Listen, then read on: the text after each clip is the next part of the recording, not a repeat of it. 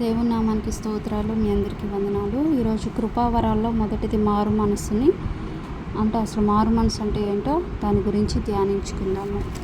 కాబట్టి మారు మనసు అంటే కృపావరాల్లో మొదటిది. మనం ఆయన్ని వెంబడించాలన్నా, మనం ఆయన మార్గంలో నడవాలన్నా మొదటగా మనము మారు మనసు కలిగి ఉండాలి అని దేవుడు మాట్లాడుచున్నాడు.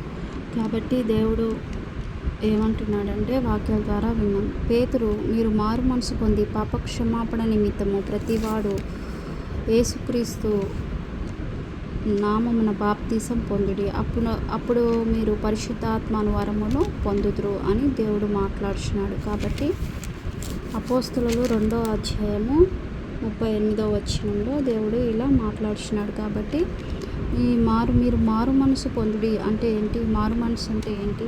ఒక పాపి లోకానుసారంగా జీవించే ప్రతి ఒక్కరూ, అంటే లోకానుసారంగా అంటే పాపాలు చేయడము, వ్యభిచారము, దొంగతనము, నరహత్య, అబద్ధ సాక్ష్యాలు. మత్తయి సువార్తలో చదివాం కదండి. నిత్య జీవాన్ని మనం పొందుకోవాలంటే ఏం కావాలో అని దేవుడు మాట్లాడుచున్నాడు. ఇక్కడ యేసు నరహత్య చేయవద్దు, వ్యభిచరించవద్దు, దొంగలించవద్దు, అబద్ధ సాక్ష్యము పలకవద్దు, తల్లిదండ్రులను సన్మానించగలను, నిన్ను వలె నీ పొరుగు వారిని ప్రేమించగలను అని దేవుడు మాట్లాడుచున్నారు. కాబట్టి మనము మారు మనసు నిమిత్తము వీటన్నిటిని విడిచిపెట్టాలి. కాబట్టి ఇవన్నీ మనసులో పెట్టుకొని మనం మారు మనసు పొందుకొని బాప్తిసం తీసుకుంటే అది చెల్లదు. ప్రత్యేకంగా పేతురు చూడండి మెన్షన్ చేశాడు, మారు మనసు పొంది పాప క్షమాపణ. కాబట్టి మన పాపములను ఒప్పుకోవాలని మాట్లాడుచున్నాడు. కాబట్టి ప్రతి ఒక్కరూ ఎవరైనా సరే దేవునితో సహవాసం చేయగోరిన ఎడల, ఆయన మార్గము నడవాలి అని తీర్మానం తీసుకొని ఎడల ప్రతి ఒక్కరూ పాపాన్ని ఒప్పుకోవాలి, పాపపు జీవితాన్ని విడిచిపెట్టాలి, నిజమైన మారు మనసు పొందుకోవాలి, రహస్యంగా చేసే ప్రతి ఒక్క పాపాన్ని విడిచిపెట్టాలి అని దేవుడు మాట్లాడుచున్నాడు. కాబట్టి పాపము విషయంలో కూడా మనం ఆసక్తిగా ఉండకూడదు. పాపం అంటే ఒక వ్యభిచారమే కాదండి, దొంగతనాలు, నరహత్య, ఒక అబద్ధ సాక్ష్యం చెప్పటం, మన పొరుగు వారిని ద్వేషించడం కూడా అది పాపమే. ప్రతి ఒక్కరిని ప్రేమించమని దేవుడు మాట్లాడుచున్నాడు. కాబట్టి ఆయనకి మనల్ని అప్పగించుకోవాలి, ఆయనతో ఒక అనుబంధం కలిగి, ఒక సంబంధం కలిగి, ఆత్మీయ బంధం కలిగి ఉండాలి అని దేవుడు మాట్లాడుచున్నాడు. మన ఆత్మీయ స్థితి కూడా ఎలా ఉండాలి? విరిగి నలిగిన హృదయం కలిగి ఉండాలి. కాబట్టి ఎందుకంటే మనము మారు మనసు నిమిత్తము విరిగి నలిగిన హృదయం కలిగి ఉండాలి. ఎందుకంటే ఏదో మారు మనసు పొందుకున్నాము, బాప్తిసం తీసుకోవాలి, మనుషులు ఎదుట మేము మారాము అని మనల్ని చూపించుకోవడానికి అలా తీసుకోకూడదు. కానీ దేవుడు మనల్ని చూస్తున్నాడని భయం కలిగి ఉండాలి. దేవుడితో ఒక పరిపూర్ణ సంబంధం కలిగి ఉండాలి. ఎందుకంటే మనము ఆయన మార్గానికి చేరుకోవాలంటే ఆయన కృపావరాలు మనలో నెరవేర్చబడాలి. మనలో కృపావరాలు లేనిదే ఆయన మనల్ని అంగీకరించడు, మనల్ని ఆయన రాజ్యానికి చేర్చుకోడు అని దేవుడు మాట్లాడుచున్నాడు. ఆయన వాక్యము 2 అంచుల ఖడ్గం వంటిది. కాబట్టి ఆయన ఉన్నది ఉన్నట్టుగా మాట్లాడే దేవుడు. అవునంటే అవును, కాదంటే కాదు అని ఆయన వాక్యాల ద్వారా మనం చదువుతున్నాం. కాబట్టి మనము భక్తి చేయగోరము వారము నామకార్థంగా చేయకూడదు అని దేవుడు మాట్లాడుచున్నాడు. కాబట్టి వ్యర్థకరమైన ఈ లోకాన్ని ఒక పెంటగా, ఒక నష్టంగా ఎంచుకోమని దేవుడు మాట్లాడుచున్నాడు.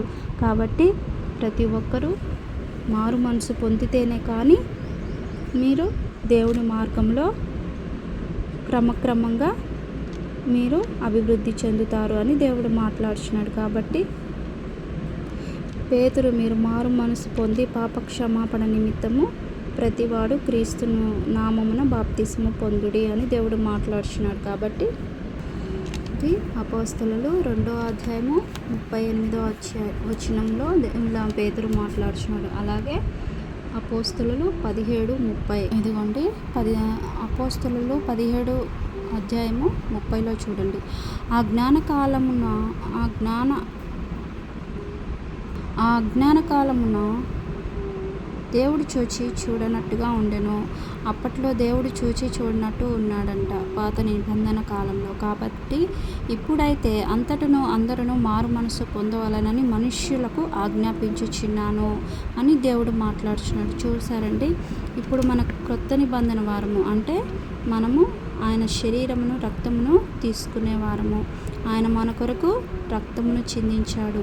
ఆయన శరీరము దున్నబడి ఉన్నది మన నిమిత్తము, మన పాపముల నిమిత్తము. కాబట్టి ప్రతి ఒక్కళ్ళు మారు మనసు పొందాలని దేవుడు ఆజ్ఞాపిస్తున్నాడంట. అంటే ఇది ఖచ్చితంగా చేయాలి అని అపోస్తలులు 17వ అధ్యాయము 30వ వచనంలో దేవుడు మాట్లాడుచున్నాడు. కాబట్టి అలాగే అపోస్తలులు 3వ అధ్యాయము 19వ వచనంలో కూడా దేవుడు మాట్లాడుచున్నాడు. ఏమని?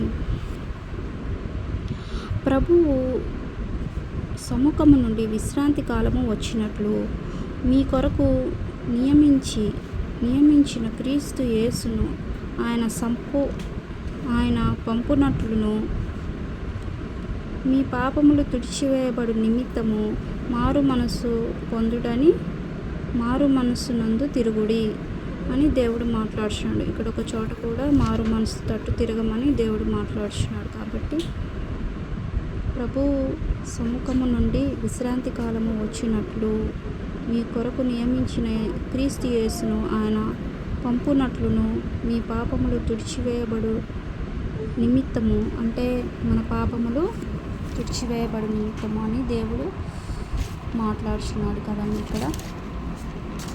కాబట్టి ఇక్కడ దేవుడు మాట్లాడుతున్నాడు, మనం ఒక ప్రతి పాపము తుడిచివేయబడినట్లు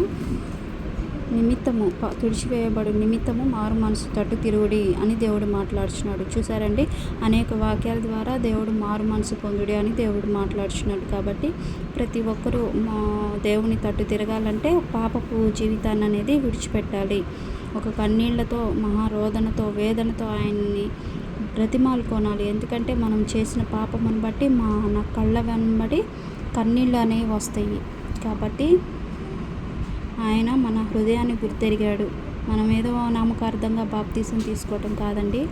ఆయనలో ఆత్మీయంగా ఎదగాలంటే మనం నలుగొట్టబడితేనే మనం ఆయన రాజ్యానికి చేరుకోగలము. కాబట్టి ప్రతి ఒక్కళ్ళు వాక్యాలు చదువుకొని అసలు మారు మనసు అంటే ఏంటో ప్రతి ఒక్కళ్ళు గుర్తెరగాలి. కాబట్టి ఇక్కడ చాలా ఖచ్చితంగా దేవుడు మాట్లాడుచున్నాడు. పాపములు తుడిచివేయబడు నిమిత్తము, మన పాపాలన్నీ తుడిచివేయబడాలంటే మొదట మనము మారు మనసు పొందుకోవాలి, పశ్చాత్తాపడాలి మనము. ఎందుకంటే మనలో ఒక బాధ అనేది లేకపోతే, మనలో ఒక దుఃఖము అనేది లేకుండా మారు మనసు అనేది రాదు. ఎందుకంటే ఎవరైనా సరే, ఒక మనుష్యుడన్న ప్రతి ఒక్కడు పాపం చేస్తాడు. కాబట్టి ప్రతి ఒక్కడు పాపపు జీవితాన్ని, రోత జీవితాన్ని, వ్యర్థకరమైన జీవితాన్ని విడిచిపెట్టి ఆయన తట్టు తిరగాలని దేవుడు మాట్లాడుచున్నాడు. ప్రతి ఒక్కరు మారు మనసు పొందుకోవాలని మాట్లాడుచున్నాడు. ఇంకా అనేక వాక్యాలు ఉన్నాయి, చెప్తాను. ఇదిగోండి, మళ్ళీ అపోస్తలుల కార్యములు 8:22 అధ్యాయం చూడండి. 8:22. కాబట్టి ఈ నీ చెడుతనమును మానుకొని మారు మనసు నొంది ప్రభువును వేడుకొనుము అని దేవుడు మాట్లాడుచున్నాడు. ఒకవేళ నీ హృదయాలోచనలు క్షమింపబడవచ్చును. కాబట్టి దేవుడు మాట్లాడుచు, నీవు ఘోర దుష్టత్వంలోను దుర్నీతి బంధకంలోనూ ఉన్నట్టు నాకు కనబడుచున్నదని చెప్పాను అని దేవుడు మాట్లాడుచున్నాడు. చూసారండి, ఘోర దుష్టత్వము, చెడు బంధకాల్లో నుంచి విడిపించబడాలంటే మారు మనస్సు నుండి ప్రభువుని వేడుకోండి అని దేవుడు మాట్లాడుచున్నాడు. కాబట్టి ప్రతి ఒక్కరూ లోక దుష్టత్వం నుంచి, చెడ్డ క్రియల నుంచి, చెడ్డ తలంపులేమి, ప్రతి ఒక్క వ్యర్థకరమైన పాపము నుంచి, ఒక వ్యర్థకరమైన చూపేయండి, తలంపులేమి, అన్నీ లోకానుసారంగా ఉండే ప్రతి ఒక్క దాని నుంచి ప్రతి ఒక్క చెడుతనము అని, దుష్టత్వము అని దేవుని వాక్యం చెప్తుంది. కాబట్టి ఇవన్నీ వదిలేయాలంటే వాటి నిమిత్తము నీవు మారు మనసు పొందుకోవాలని దేవుడు మాట్లాడుచున్నాడు. అలాగే లూకా సువార్త 3వ అధ్యాయంలో కూడా చూడండి. 3వ అధ్యాయం 8వ వచనం, మారు మనసుకు తగిన ఫలము ఫలించుడి, అని దేవుడు మాట్లాడుచున్నాడు. కాబట్టి మీరు మారు మనసు పొందుకుంటే దానికి తగ్గ ఫలము దేవుడు మీకు ఇస్తాడని దేవుడు వాక్యం ద్వారా మనతో మాట్లాడుచున్నాడు. అలాగే ఇంకొక వాక్యం చెప్తాను. అలాగే రోమా 2వ అధ్యాయము 4వ వచనం చదువుదాం. లేదా దేవుని అనుగ్రహము మారు మనసు పొందుటకు నన్ను ప్రేరేపించుచున్నదని ఎరుగక ఆయన అనుగ్రహ ఐశ్వర్యమును, సహనమును, దీర్ఘశాంతమును తృణీకరించుదుగా. కాబట్టి ఇక్కడ దేవుని అనుగ్రహము అంటే దేవుని అనుగ్రహం ఏంటి? మారు మనసు. కాబట్టి ఆయన ప్రేరేపిస్తున్నారని కొంతమంది గుర్తెరగరు. కొన్ని వాక్యాలు చెప్తున్నా, కొన్ని ఆయన మందిరాల్లో దైవజనులు వాక్యాలు చెప్తున్నప్పటికీ ఆయన వాక్యము విని కూడా ఆయన వాక్యాలు విని కూడా విననట్టు దుష్టుడు వాక్యాలని దొంగలిస్తాడు హృదయాల్లో నుంచి. అదే నెక్స్ట్ వారం కూడా వస్తాడు. ఆ రోజు సాయంత్రం ఏం వాక్యం చెప్పారంటే కూడా గుర్తుకు రాదు కొంతమందికి. కాబట్టి దేవుడు దర్శిస్తున్న కాలంలో దేవుడు అంటే ఇది కృపాకాలము. అంటే దేవుడు మనకి ధారాళంగా ఆయన వాక్యము విత్తబడిద్ది. ప్రతి చోట ఆయన వాక్యము విత్తబడిద్ది. కాబట్టి ప్రతి ఒక్కరు గుర్తెరిగి ఆయన వాక్యాలు విని జీవితాన్ని మార్చుకోవాలి. కాబట్టి ఇది కృపాకాలం అని దేవుడు మాట్లాడుచున్నాడు. ఆయన మనల్ని దర్శిస్తున్న కాలమున మనం గుర్తెరగాలి ఆయన్ని. కాబట్టి ప్రతి ఒక్కరూ ఆయన వాక్యాన్ని హృదయాన్ని చేర్చుకొని మారు మనసు పొందుకోవాలని దేవుడు మాట్లాడుచున్నాడు. నెక్స్ట్ యెహెజ్కేలు 18:30 చూద్దాము. దేవుని వాక్యము మారు మనసు నిమిత్తము దేవుని వాక్యము ఏం మాట్లాడుచుందో చూద్దాం. 18 యెహెజ్కేలు 18వ అధ్యాయము 30వ వచనం. కాబట్టి ఇశ్రాయేలీయులారా, ఎవరి ప్రవక్తను బట్టి వారికి శిక్ష విధింతును. మనసు త్రిప్పుకొని మీ అక్రమములు మీకు శిక్షా కారణములు కాకుండానట్లు వాటన్నిటిని విడిచిపెట్టము. ఇక్కడ చూడండి, మనసు తిప్పుకొని అని దేవుడు మాట్లాడుతున్నాడు. కాబట్టి ఒక అక్రమము విషయమై మనసు తిప్పుకోమంటున్నాడు. కాబట్టి అన్యాయము నిమిత్తము ప్రతి ఒక్క దానిని బట్టి, లోకానుసారమైన దాన్ని బట్టి దేవుడు మీ మనస్సులు తిప్పుకోవాలి అంటే మారు మనసు అనేది పొందుకోవాలని కూడా దేవుడు మాట్లాడుచున్నాడు. కాబట్టి అక్రమ క్రియలన్నిటినీ విడిచిపెట్టాలి. నూతన హృదయము, నూతన బుద్ధిని తెచ్చుకొనుడి అని దేవుడు మాట్లాడుచున్నాడు. కాబట్టి అక్రమము చేయువారులారా దేవుని యొద్ద నుండి వెళ్ళిపోండి అని దేవుడు మాట్లాడిన సందర్భాలు ఉన్నాయి. ఒక దైవజనులు కూడా ఇప్పట్లో ఎంతోమంది ఆయన వాక్యాల గురించి చెప్తున్నారు, కానీ మెయిన్గా మారు మనసు పొందుకోండి అని ఎవరు చెప్పట్లేదు. కాబట్టి ప్రతి ఒక్క దైవజనులు మొదట మారు మనసు నిమిత్తము వాక్యాలు చెప్పాలి. ఎందుకంటే ప్రతి ఒక్క పాపి మార్పు చెందాలి. కాబట్టి మొదటి క్రియ మారు మనసు అనేది ప్రతిసారి దైవజనులు ప్రతి ఒక్కళ్ళు చెప్పాలి. ఇంకా వాక్యాలు చూద్దాం. అలాగే 2 పేతురు 2వ అధ్యాయము 2 పేతురు 3వ అధ్యాయము 9వ వచనం చదువుకున్నాము. చూడండి, దేవుడు అంట మన పట్ల దీర్ఘశాంతం కలిగి ఉన్నాడంట. చదువుకుందాము. కొందరు ఆలస్యమని ఎంచుకొనున్నట్లు ప్రభువు తన వాగ్దానమును గూర్చి ఆలస్యము చేయవాడు కాడు. కానీ ఎవడును నశింపవలనని ఇచ్చయింపక అందరూ మారు మనసు పొందవలనని కోరుచు మీ ఎడల దీర్ఘశాంతం గలవాడై ఉన్నాడు. కాబట్టి ఆయనంట మన ఎడల దీర్ఘశాంతం కలిగి ఉన్నాడంటే ఎందుకు? ఇంకా మారుతారు, మారు మనసు పొందుకుంటారు అని. లోకానుసారంగా జీవించే వాళ్ళు ఏంటంటే ఒక ఆచరణగా ప్రతి ఒక్క ఆదివారము ఆయన మందిరాలకు వెళ్తారు, కానీ ఆయన వాక్యాలు గ్రహించరు. ఆయన వాక్యాన్ని వింటారు కానీ గ్రహించరు అని దేవుడు మాట్లాడుచున్నాడు. కాబట్టి ఆ వాక్యాలు వింటున్న ప్రతి ఒక్కరూ ఈ వాక్యము ద్వారా నేను ఫలించాలి, ఆయన ఆ వాక్యం ద్వారా నాతో మాట్లాడుచున్నాడు అని ఒక శ్రద్ధ కలిగి ఉండాలని దేవుడు మాట్లాడుచున్నాడు. కాబట్టి మనం ఒక ఆచరణగా చేయకూడదు. ఎందుకంటే మనము ప్రతిరోజు దేవునితో మాట్లాడాలి. ఒక ఆదివారం దేవుని మందిరంకి వెళ్ళటం కాదు, కానీ ప్రతిరోజు మన మనసులో ఆయన్ని ఆరాధించాలి. ప్రతిరోజు ఆయనకి మన దశంభాగం ఇవ్వాలి. అంటే సమయంలో కూడా దశంభాగం ఇవ్వాలని దేవుడు కోరుకొనిచున్నాడు. కాబట్టి ప్రతి ఒక్కరూ దేవుని యొక్క మాటలు మన హృదయాల్లో ఉంచుకోవాలని దేవుడు మాట్లాడుచున్నాడు. కాబట్టి ఆయన మన పట్ల సహనము, అంటే మన పట్ల ఎంతో సహనం కలిగి ఉన్నాడని, మారు మనసు పొందుకుంటారు అని, ఇంకా ఎంతగానో దీర్ఘశాంతం కలిగి ఉన్నాడని దేవుడు మాట్లాడుచున్నాడు. కాబట్టి ఒకవేళ ఎవరైతే మారు మనసు పొందుకోకుండా ఇంకా దేవుని దుఃఖపెడుతున్నారో వారికి కూడా దేవుడు మాట్లాడుచున్నాడు. అయితే ప్రభు దినము దొంగ వచ్చినట్లు వచ్చును. ఆ దినమున ఆకాశము మహాధ్వనితో గతించిపోవును. పంచభూతములు మిక్కటమై వేండ్రముతో లయమైపోవును. భూమియో దాని మీద నున్న కృత్యములు కాలిపోవును.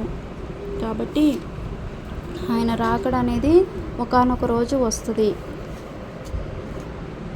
ఆయన రాకడ అనేది ఒకానొక రోజు వచ్చిద్ది. ఎలాగొస్తుంది? దొంగ వల్లే వస్తాడంట. దొంగ ఎప్పుడు వస్తాడో మనకు తెలియదు కదండి. కాబట్టి ఆయన ఎప్పుడు వస్తాడో తెలియదు. కాబట్టి భయం కలిగి క్రైస్తవులు అన్న ప్రతి ఒక్కళ్ళు నామకార్థంగా జీవించకూడదని దేవుడు మాట్లాడుచున్నాడు.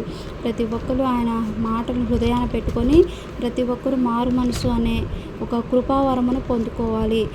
అది పొందుకొని బాప్తీసం తీసుకుంటే కానీ ఆయన చేతుల్లోకి మనం వెళ్ళము. ఎందుకంటే ఆయన మనల్ని కట్టాలంటే ఆయన తట్టు మనం తిరిగిన ఎడల ఆయన మన దగ్గరికి వస్తాడు. కాబట్టి నామకార్థ భక్తి చేయవాకండి. ప్రతి ఒక్కరూ ఒక బలమైన భక్తిని, బలమైన ఆరాధనని, పరిపూర్ణమైన ఆరాధన చేయాలి మనము మన యేసయ్యకి. కాబట్టి ఆయన మన నిమిత్తము ఎంతగానో ఎదురు చూస్తున్నాడు, దీర్ఘశాంతుడై ఉన్నాడని ఈ పేతురు రాసిన 2వ పత్రికలో దేవుడు మాట్లాడుచున్నాడు. కాబట్టి ప్రతి ఒక్కరూ ఆయన దుఃఖపరిచే వారంగా మనం ఉండకూడదని దేవుని వాక్యం చెప్తుంది. కాబట్టి ఆయన రాకడ ఎప్పుడు వచ్చిందో తెలియదు. మనం ఈ లోకానుసారంగా ఏదన్నా తెచ్చుకోవాలంట, ఏదన్నా కొనుక్కోవాలన్నా, ఒక పెళ్ళి కానీ వివాహం ఏదైనా కానీ సమయానికి చేసేస్తాం కదండి. ఒక కాలేజీకి వెళ్ళాలన్నా సమయానికి వెళ్తాం. ఈ లోకానుసారంగా ఏదన్నా చేయాలంటే ఒక సమయం అనేది ఉంది, కానీ దేవునికి మనం సమయం ఇవ్వట్లేదు. ఆదివారం ఒక వారం వెళ్తే దేవుడి రాజ్యానికి మనం చేరుకోము. ఎందుకంటే ఆయనకి మనం సమయం అనేది ఇవ్వాలి. ఆయన మనకి ఒక రాజ్యాన్ని నిర్మించి ఉన్నాడు. అది పరలోక పట్టణము. దానికి పొందుకోవాలంటే ఈ లోకంలో మనం ఆయుష్కాలం ఉన్నప్పుడే మనము ఆయన వాక్యాన్ని గుర్తెరగాలి. ఆయన మన పట్ల ఎంతగానో సహనంతో ఎదురు చూస్తున్నాడు. దీర్ఘశాంతుడై మన పట్ల ఇంకా సహనంతో ఎదురు చూస్తున్నాడు. నా తట్టు తిరుగుతారు, నన్ను వెంబడిస్తారు అని. కానీ మనం ఆయన ప్రేమను గుర్తెరగట్లేదు. కాబట్టి ప్రతి ఒక్కరూ ఆయన ప్రేమను గుర్తెరగాలని ఆయన వాక్యాలు చెప్తున్నాయి. కాబట్టి ప్రతి ఒక్కరు మారు మనసు పొందుకోవాలని ఆయన వాక్యాలు ఇంకా చెప్తున్నాయి. చూద్దాము. ఇక్కడ మత్తయి సువార్త 12వ అధ్యాయం 41లో కూడా దేవుడు మాట్లాడుచున్నాడు. 41 నినెవె వారు యోనా ప్రకటన విని మారు మనస్సు పొందిరి కనుక విమర్శ సమయమున నినెవె వారు ఈ తరము వారితో నిలువబడి వారి మీద నేరస్థాపన చేతురు. ఇదిగో యోనా కంటే గొప్పవారు ఇక్కడ ఉన్నాడు. విమర్శ సమయమున దక్షిణ దేశపు రాణి ఈ తరము వారితో నిలువబడి వారి మీద నేరస్థాపన చేయును. కాబట్టి సొలొమోను జ్ఞానము వింటకు భూమి అంతము నుండి వచ్చును. కాబట్టి ఇక్కడ నినెవె వారంట యోనా ప్రకటన విని మారు మనసు పొందారు అని దేవుడు మాట్లాడుచున్నాడు. కాబట్టి అనేక చోట్ల యోనా రాసిన గ్రంథంలో కూడా 3వ అధ్యాయంలో కూడా నినెవె వారి నిమిత్తము వ్రాయబడి ఉన్నది, మారు మనసు పొందారని.